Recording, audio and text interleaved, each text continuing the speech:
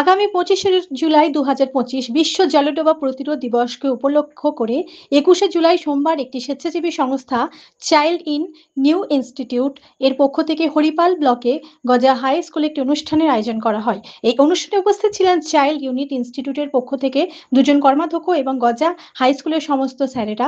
এছাড়াও ছিলেন গজা সাব সেন্টারের সিএইচও ম্যাডাম, এএনএ ম্যাডাম এবং আশা দিদিরা। Child is the father of the nation, অর্থাৎ শিশুরাই জাতির ভবিষ্যৎ। সেই প্রত্যেকটি শিশুকে রক্ষা করা সমাজ এবং রাষ্ট্রের দায়িত্ব। শিশু মৃত্যু কোনো পরিস্থিতিতেই আমাদের কাম্য নয়। সেই চিন্তাকে সামনে রেখে আজকের এই সচেতনতা সভা। প্রসঙ্গত হাসপাতালে শিশু মৃত্যু, পথ দুর্ঘটনায় শিশু মৃত্যু এইসবের বাইরেও আমাদের অগ্রচরে প্রতিদিনই কোথাও না কোথাও জলে ডুবে শিশু মৃত্যু ঘটনা ঘটেই থাকে। এই ঘটনা থেকে সচেতন করা আমাদের আজকের মূল উদ্দেশ্য। হরিপাল থেকে আশিস কুমার ঘোষের রিপোর্ট, সারাদিন খবর।